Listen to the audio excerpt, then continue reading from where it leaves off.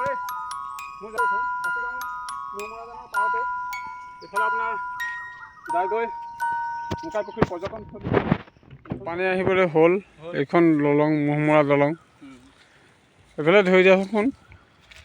এইটো এখন মহমৰা আৰু পাচিগাঁও মহমৰা দলং মহমৰা জান বুলি কয় এইখন আৰু আমাৰ এইফালে এখন আছে হুকাই পুখুৰী পৰ্যটনস্থলী নহয়নে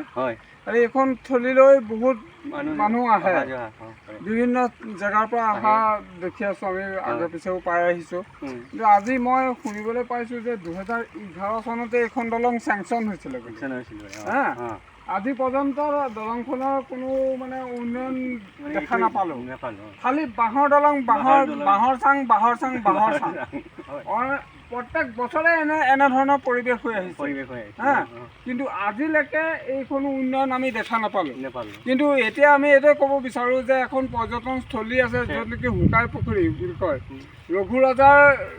সেই ৰঘু দলনিত বাৰাচৰীয়া ভাওনা আমাৰ প্ৰথম জন্মস্থান বুলি 1797 চনত আৰু এতিয়া আমাৰ এই ইফালেও আছে আপোনাৰ একেজনৰ পিতৃয়ে ভাই ককাই নহয় জানো তেওঁ এতিয়া হুকা ৰজাৰ যিটো পুখুৰী খান্দিলে সেইটো এটা পৰ্যটনস্থলী হৈ আছে তাতে বিভিন্ন মানুহ যায় বিষ্ণু মন্দিৰ এখন আছে বিষ্ণু মন্দিৰখনতে শৰাই খলিতাখিনি আগবঢ়ায়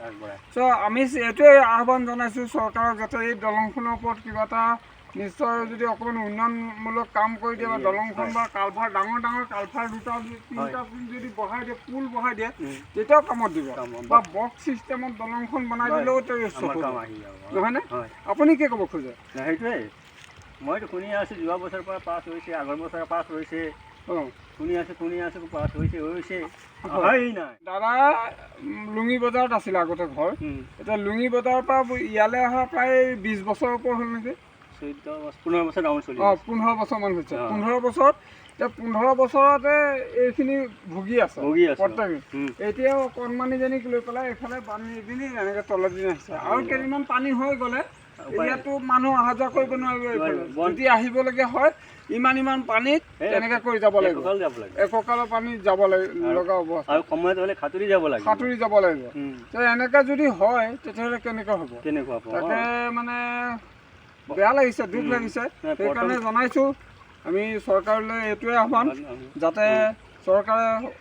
অতি শীঘ্ৰেই আমাৰ এই দলংখন দিলে নিশ্চয় সুখী হ'ম আমি ব্যক্তিগত স্বাৰ্থত কৰা নাই ভিডিঅ'টো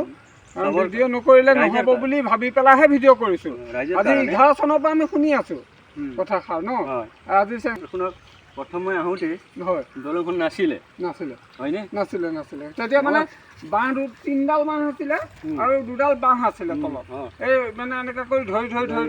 যাব লাগে তেনেকুৱা মই ইয়াৰ পৰা পাচিলা গাঁৱলৈকে